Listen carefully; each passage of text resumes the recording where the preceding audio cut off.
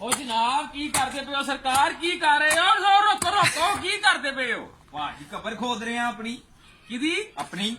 ਆਪਣੀ ਕਬਰ ਹਾਂਜੀ। ਉਹ ਖੁਦਾ ਨੂੰ ਮੰਨੋ ਪਾਗਲ ਹੋਏ ਹੋ पागल फिर पागल खान साहब हुए ने खान साहब ने किया है कि असल सुकून सिर्फ कब्र में है। अच्छा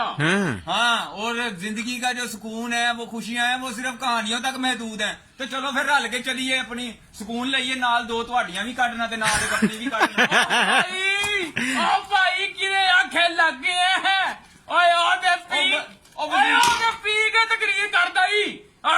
ओ वजीर आज़म में यार हूं लगदा ਆ ਪੀਂਦਾ ਏ ਪੀ ਕੇ ਤਕਰੀਰ ਕਰਦਾ ਓਏ ਕੁੜੀਆਂ ਦੇ ਸਕੂਲ ਦੇ ਬਾਹਰ ਇਮਲੀ ਵੇਚਣ ਵਾਲੇ ਆ ਉਹ ਮੁੰਡਿਆਂ ਦੇ ਕਾਲੇ ਦੇ ਬਾਹਰ ਗੰਡੇ ਰਸਾਲੇ ਵੇਚਣ ਵਾਲੇ ਆ ਇਹ ਕਿਹੜੇ ਧਿਆਨ ਲਾਣੇ ਆ ਆਵਾਮ ਨੂੰ ਓਏ ਨਾਲੇ ਤੈਨੂੰ ਕਿਹਨੇ ਕਿਹਾ ਕਬਰ ਏ ਸਕੂਨ ਏ ਓਏ ਕਬਰ ਦੇ ਵਿੱਚ ਤੇ ਹਿਸਾਬ ਦੇਣਾ ਪੈਂਦਾ ਕਬਰ ਵਿੱਚ ਹਿਸਾਬ ਦੇਣਾ ਪੈਂਦਾ ਜਿਹੜੇ ਤੂੰ ਵਾਅਦੇ ਕੀਤੇ ਨੇ ਆਵਾਮ ਦੇ ਨਾਲ ਝੂਠੇ ਉਹਨਾਂ ਦਾ ਹਿਸਾਬ ਦੇਣਾ ਪੈਣਾ ਹੀ ਗ੍ਰੀਨ ਪਾਸਪੋਰਟ ਕੀ ਇੱਜ਼ਤ ਹੋਗੀ ਮੁਲਕ ਤਰੱਕੀ ਕਰੇਗਾ ਦੱਸ ਕਿਹੜੇ ਕਿਹੜੇ ਵਾਅਦੇ ਹਨ ਹੋਰ ਦੱਸੋ ਜ਼ਰਾ ਕੋ आंदा ही कर्जा नहीं लूंगा हाँ, और बाहर से लोग यहाँ नौकरियां ढूंढने आएंगे तो जेडे इत्थे वाले ने उन्होंने आंदा तुम कब्र च टुर जाओ